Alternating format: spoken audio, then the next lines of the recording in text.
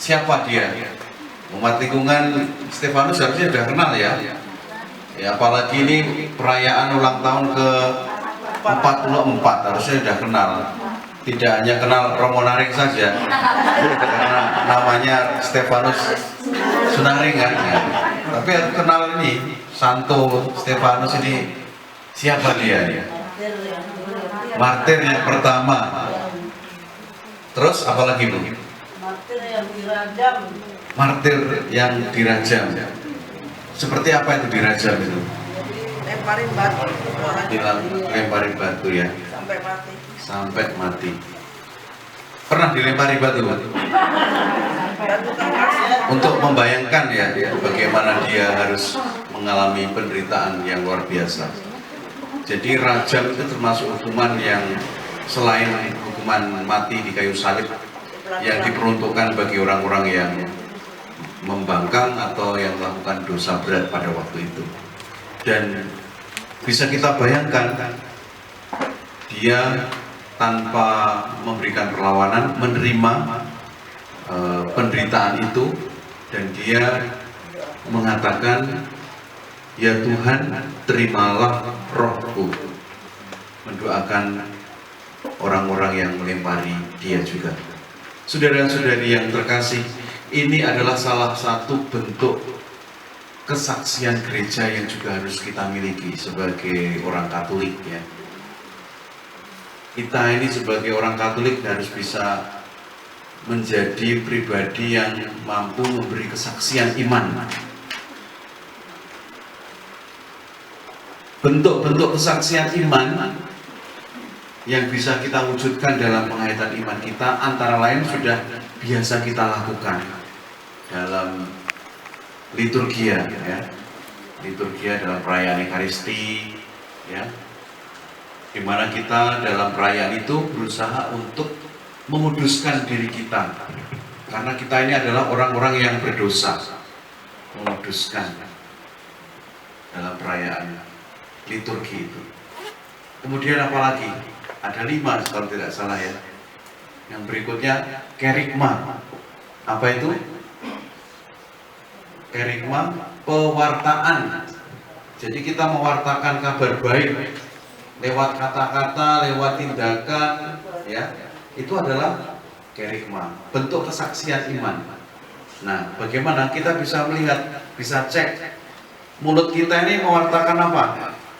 Bertutur kata apa saja dalam relasi kita dengan umat di lingkungan, dengan umat di gereja, di masyarakat. Kita bisa melihat sejauh mana kita mampu menjadi pribadi yang membawa atau mewujudkan kesaksian iman kita di hadapan banyak orang.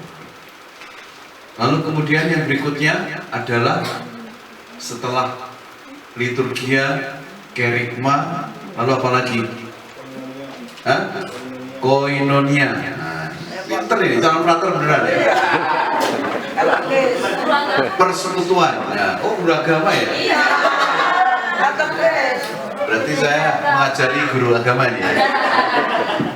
Tapi ini lebih saya bawa dalam konteks kita ya sebagai umat Tuhan. Dalam koinonia kita diajak untuk bisa saling menjalin persaudaraan. Salah satu tanda seperti yang diungkapkan oleh Bapak Uskup Kardinal bahwa kita percaya kepada Tuhan Yesus, yakni bahwa kita dapat hidup rukun satu dengan yang lain.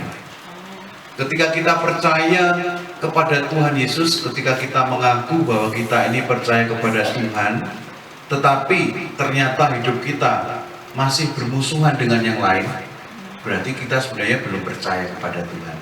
Kita hidupnya masih terpecah belah, kita masih saling dengki, iri, punya musuh dan seterusnya. Kita belum mampu menjadi saksi iman, saksi Kristus. Lalu berikutnya apa lagi, Pak Guru? Tolong bantu saya. Setelah koinonia apa? Sebelum itu apa? Diakonia dulu ya, diakonia saja. Apa itu? Pelayanan. Nah, ini supaya Bapak Ibu juga tahu ya, selain yang muda-muda, karena mereka ini belajar di sekolah di pelajaran agama Katolik itu ada diajarkan memang ini. Tapi kita juga harus tahu bahwa dalam penghayatan iman kita ya ternyata oh iya ya, Ekaristi itu termasuk bentuk kesaksian iman. Terus kemudian mewartakan kabar gembira ya, itu juga bentuk kesaksian iman. Hidup dalam kerukunan persaudaraan itu adalah juga bentuk kesaksian iman kita. Pelayanan, diakonia itu adalah juga bentuk kesaksian. Ketika kita memberikan diri dalam karya pelayanan, ya mari kita lakukan itu dengan tulus hati, dengan pamrih. Salah ya? Dengan tanpa pamrih. Sengaja saya. Kalau dengan pamrih apa-apa, ya itu ya. Apa-apa minta apa, dan seterusnya. Ya dalam hidup gereja meskipun ya kadang gereja juga perlu menghargai pribadi-pribadi yang mungkin dengan total ya, artinya membantu. Tapi kalau kita memang punya niat dari awal untuk memberikan diri dalam pelayanan di gereja, ya mari kita lakukan. Kita siap memberi, berarti bukan siap menerima. Kita siap memberi dalam pelayanan itu, bukan yang lain dapat loh, saya kok nggak dapat. Nggak dapat sembako dan seterusnya. Kalau itu sudah dibagi saya kira ya. Saya kira kalau itu sudah ya. Tapi pelayanan dalam bentuk keterlibatan kita, baik itu di tingkat lingkungan, di tingkat wilayah ataupun di paroki, ya mari kita siap untuk memberikan diri kita lewat apa yang bisa kita berikan.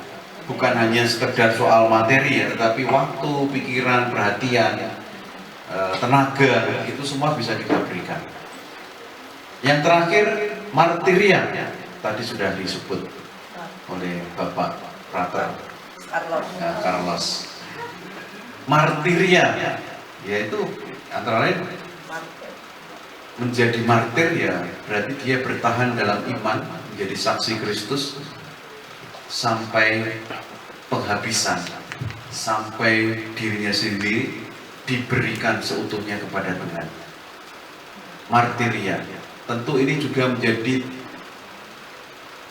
tanggung jawab atau tugas yang tidak mudah untuk kita jalankan, untuk kita lakukan, untuk kita wujudkan saat ini. Bapak Ibu saudara-saudari yang terkasih, itulah bentuk-bentuk model kesaksian iman yang harus terus kita perjuangkan dalam penghayatan iman kita. Ya, jadi ada liturgia, ada kerigma, diakonia, koinonia, martiria, euforia, bukan.